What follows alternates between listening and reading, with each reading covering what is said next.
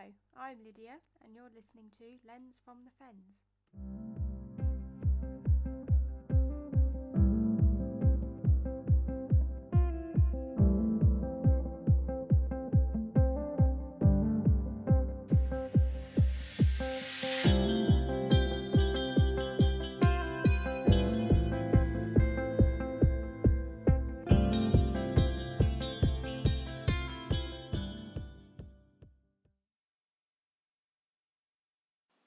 Hello everyone, welcome back to Lens from the Fens. I hope that you're all doing okay and have all had the chance to experience the recent snowfall that the UK has witnessed over the past couple of days.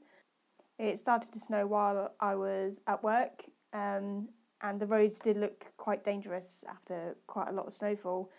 But I got back home okay and it's just been a nice layer of white across my garden, on the street and on the fields behind, so it's definitely been a nice change of scenery, especially means it is the winter months.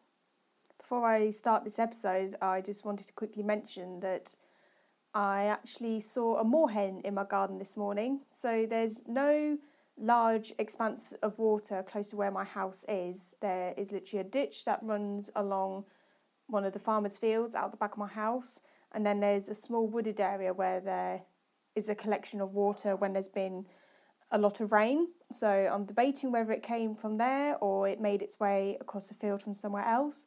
But yeah, it was a nice surprise to see it out of my kitchen window just before I came up to record. So as I promised back in my last episode, this episode will be all to do with my camera, the settings I use, and just getting ready in general. This is based off a previous episode that I did back in July of 2020. It's basically a revised version of that because, as you all know, I recently received my new lens the last couple of months. So the way I use my camera now is different to what I had before. And also, while I was listening back, I sounded really tired in that episode. So hopefully my tone of voice will be a bit higher than what it was, and it will just simply be a run through of how I use my camera to do my photography. So for those of you that aren't familiar with my equipment, I have the Canon 6D body, and my main lens at the moment is the Sigma 150 to 600mm contemporary lens.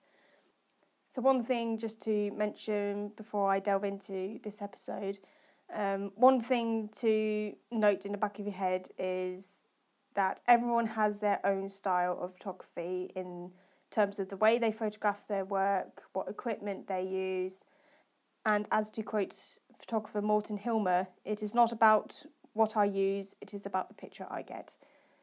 Which does resonate quite strongly with me because a lot of the time people are asking, or I've asked other people, like, what is the perfect settings to use?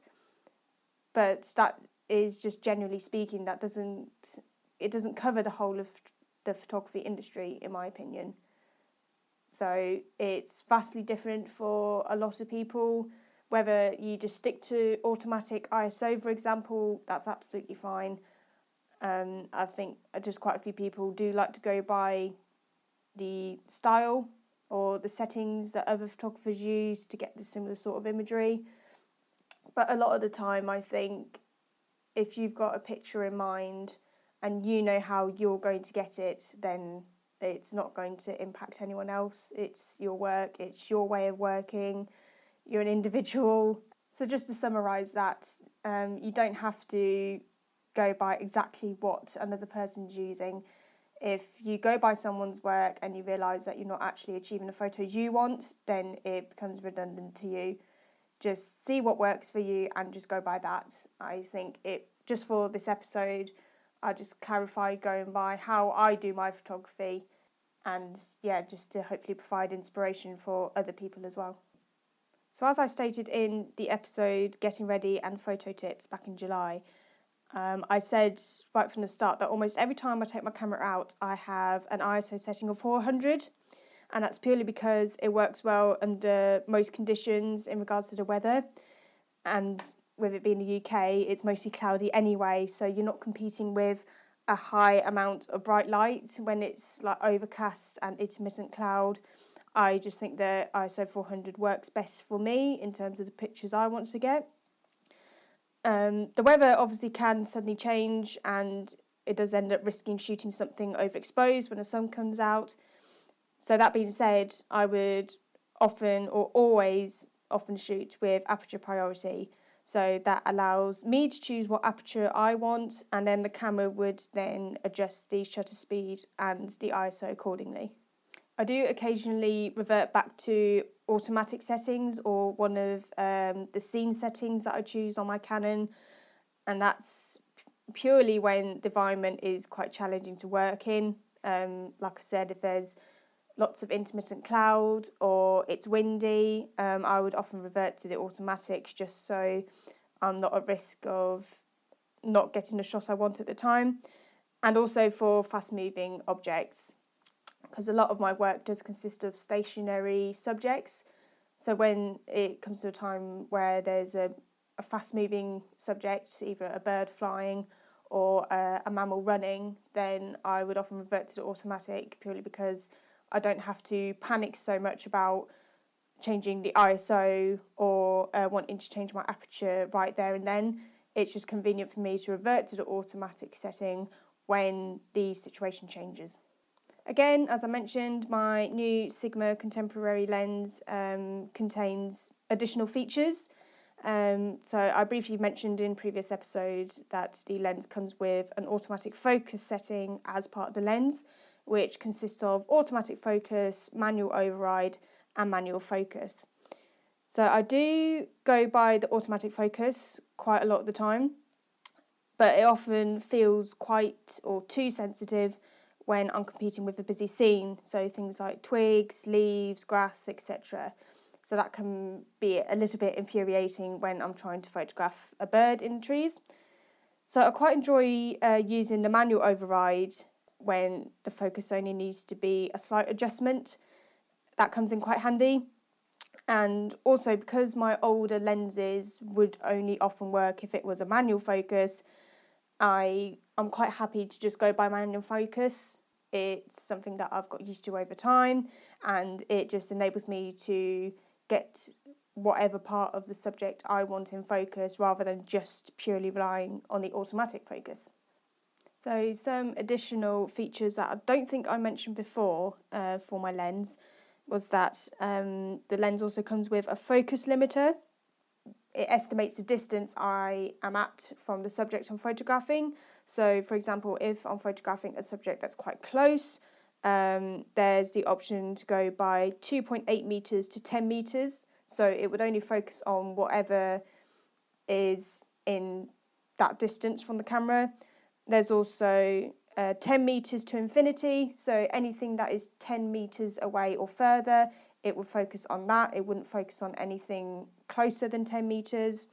And then there is the full focus limiter, which gives you the whole distance. So that's from 2.8 up to infinity.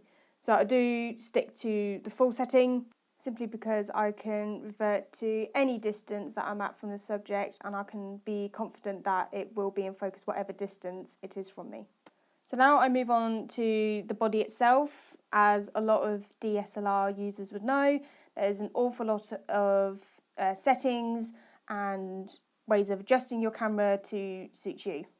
So obviously, through a podcast, I can't really show you the camera body, but you're more than welcome to search the name online. So that would be the Canon 6D body.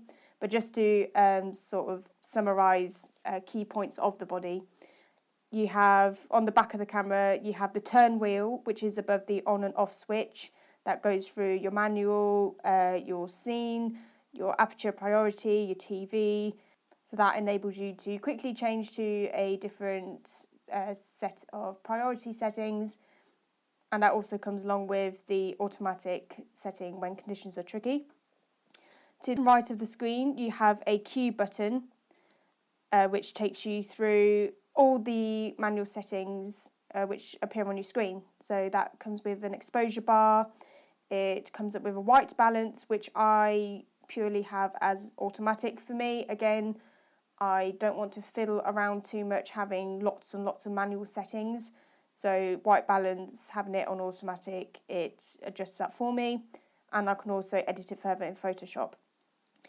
There's also picture style, which I have as neutral, so that's where the natural colours are ideal for photo editing.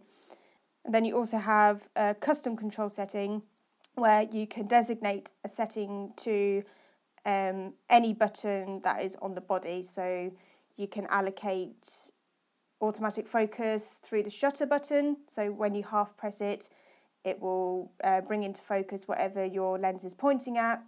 And then when you fully shut the button, it will keep that subject in focus. Also on the back of the body, there is an automatic focus on button, or otherwise known as back button focusing. So I haven't previously used this before, but a lot of people will discover that it's ideal when you want accurate focusing without moving your hand too much, because you're obviously, if let's say you're not using a tripod or you're using the body as a tripod, it just allows you to keep that position without having to move your hand to go towards the shutter button, which is at the front of the body. You can just simply twist your thumb, press the AF on, and then that will do the automatic focusing for you. Another feature that I didn't actually register when I first got the body is a depth of field button. It was only when I came to researching the actual parts of the Canon body that I realised that this button exists. So that's located at the front of the camera on the part where the lens attaches to the body. It's like on the bottom right hand side. So this button basically gives you a preview of what the depth of field will appear like when you take the photo. It can also be used when you go through your custom controls. You can also use it as an image stabilizer or an electronic level. So if you want to make sure that the horizon is flat straight across in your image, and that becomes quite useful. And you can also use it to alternate between one shot and an AI servo. So that's where if you want to do just one shot photography, so you just click the shutter button once, it will take one picture, or you can go on to AI servo or continuous shooting, which speaks for itself. You can take as many pictures as you want as long as your finger is constantly on the shutter button. So speaking of the one shot AI servo and continuous shooting, I would often use the AI servo for moving subjects, just so I can get a continuous amount of images while my subject is moving.